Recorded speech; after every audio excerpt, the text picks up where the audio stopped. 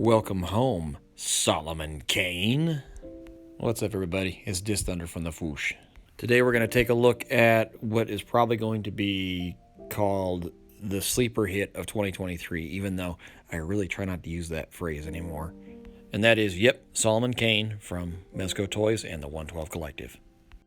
Now, I would assume most of you, especially Conan fans, have at least a passing frame of reference for Solomon Kane, be that from the Savage Sword of Conan books of the 70s or the rare but enjoyable crossovers they've had, I think once or twice over the last 30 years or so in comics. But for those of you who don't, Kane is actually Robert E. Howard's first creation, first getting published in 1928 as part of the Weird Tales magazine. In one of his first few short story appearances, Moon of Skulls, Howard describes him as a man born out of time, a strange blending of Puritan and Cavalier with a touch of ancient philosopher and more than a touch of the pagan, though that last assertion would have shocked him unspeakably. I think Puritan Cavalier are probably the two words best used to describe this character. Whereas Conan is, at least for me, often associated with the ultimate expression of freedom, Kane feels more like an expression of obligation and duty. He has this unshakable, almost fanatical faith in his Puritan beliefs, and is those beliefs that power him and spur him on to vanquish evil wherever he finds it. And honestly, 100 years on, where every hero seems to be in some sort of crisis of conscience or crisis of moral or whatever, it's really refreshing to read a character who is just singularly driven and focused on his beliefs. I'm not sure when that particular character trait became sort of cliche in pulp and in comic books, but I think we've gone long enough the other direction we should be coming full circle again. So after his appearances in the pulp magazines through the 30s and 40s and actually I think into the 50s, at least in reprint form, Solomon Kane then made the jump to the comics with Marvel in the 1970s, and that carried in through the mid-80s. And then you find him in Dark Horse in the 2000s, which I believe continues to this day. And there's actually some pretty good stuff in the Dark Horse run. The art especially is gorgeous. He also made his way into a feature-length movie in the late 2000s. I think it came out in 2009 and then 2010, 2012 on the Western side. I recently got a copy of the Blu-ray, and it's a pretty damn good movie. I actually would recommend it in addition to recommending this figure. And his influence as a character can be felt through all kinds of medium. Vampire Hunter D especially comes to mind, or the character of Van Helsing was more or less a Solomon Kane, especially the way it was done in the Hugh Jackman movie. His archetype of being this tall, somber, gaunt character clad in black is pretty reoccurring, and I think especially in manga and anime, I think it really caught on. Of all his character traits and style and appearances, though, I think it's the fact that he is just a mortal man facing sometimes immortal and quite literally ungodly opponents. And it's just that moral imperative and that drive that carries him through. I've never seen or read anything that says specifically that Bob Kane or Bill Finger took any inspiration from Solomon Kane, although it certainly wouldn't surprise me, especially where Bob Kane's concerned. I don't know that there was an original idea in that man's body, unfortunately. But it's this particular trait, I think, that carries him through what can usually be somewhat grounded, sort of historically at least consistent, if not accurate, stories and adventures into the supernatural stuff that he seems to bounce back and forth between relatively easy.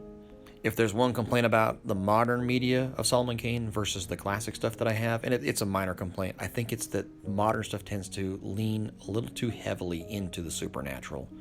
But it's easy to do, and for the sake of my pictures and stuff here, I kind of went that way as well because I didn't have a lot of swashbuckling opponents for him to face.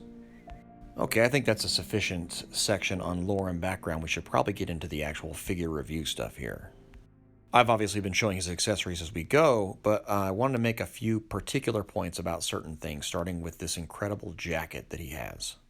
The jacket is easily removable and has two sets of posing wires on the shoulder part and down at the bottom of the coattails. And as you can see the shot of the back of it here, it is impeccably detailed with the seam lines and the studs. It's probably the best looking leather jacket I've ever seen in this scale.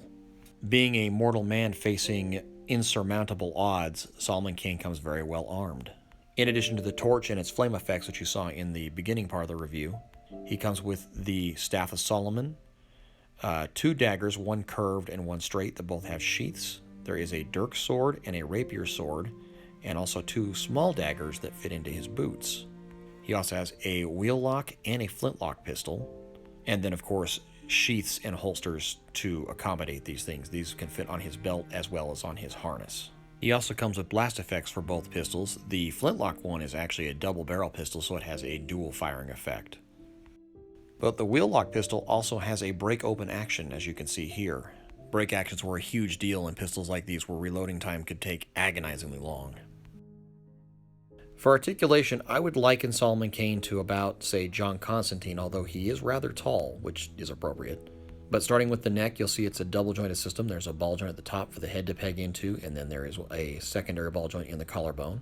I'm going to remove the bandolier here, but you can see the holsters attached to it. There's different ports you can add either sheaths or holsters wherever you want them. And I'm going to pop the head back on. I didn't go over it, but you can actually swap the hair and hats between the different faces. You have 3 face options and 4 or 5 hair and hat options. Anyway, back to articulation. You see the double jointed elbow there. There is not a butterfly joint, but it's pretty solid anyway. And here's where the gauntlet comes off to allow you to swap the coat on and off. It stays very securely, and it's a really good solution to taking off jackets on characters like this. For the torso, the range is there, but with the vest on, you're not going to see a lot of it, but it does move back quite a bit and forward pretty well. Legs, on the other hand, pretty obvious out and forward, and a good double-jointed knee bend right there. This is the benefit of that Constantine body style, where they're much better than the Punisher style. You've got an excellent ankle rocker on a very nicely painted and sculpted boot. There's the sheath for those daggers that I mentioned. They slide right at the top of the Buccaneer cuff there. They're pretty well hidden. And then there's the other knife port on the side of his belt here. You can kind of adjust the sash and the belt to how you want them. This seemed to be pretty comfortable, so I kept it like this, but obviously you can move one in front of the other if you prefer. Moving on to the size comparisons, this is the one area this might be a little off for some folks. Granted, Solomon Kane has a giant, quicker looking slouch hat on top of his head, but he is quite a bit taller than Conan. Now this can either mean that Conan is a little short, or Solomon Kane's a little tall, and I'm not sure what the right answer is there just yet. Although I do wonder if the upcoming King Conan may resolve that, because I think it has a new boot sculpt that's different from the Conqueror and the original figure that we already have. As you can see here side by side, though, he is a little taller, like his shoulders ride about a 1/4 inch higher than Conan's. No, maybe not a 1/4, maybe like an 1/8. Let me switch heads so you can see him without the hat on. And yeah, that means that Conan is looking right about into Solomon Kane's nose.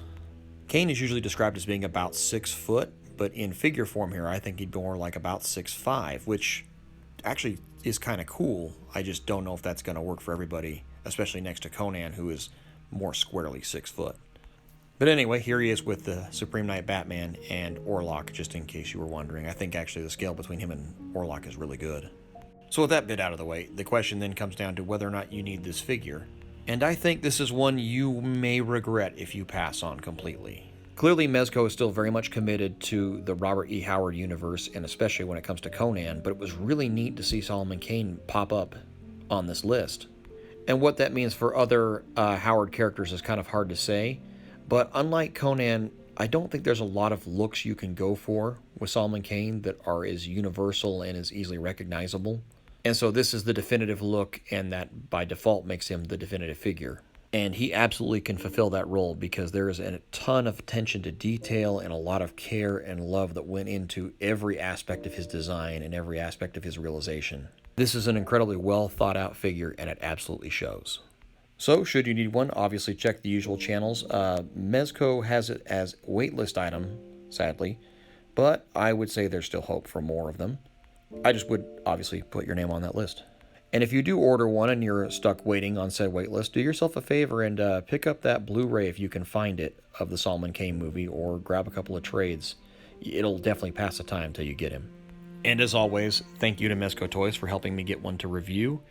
And thank you to my wonderful audience for coming through and watching and listening. And hopefully you learned a little bit about the character, and maybe you get a little more enjoyment out of the figure as a result. Take care, and we will talk again in the next one.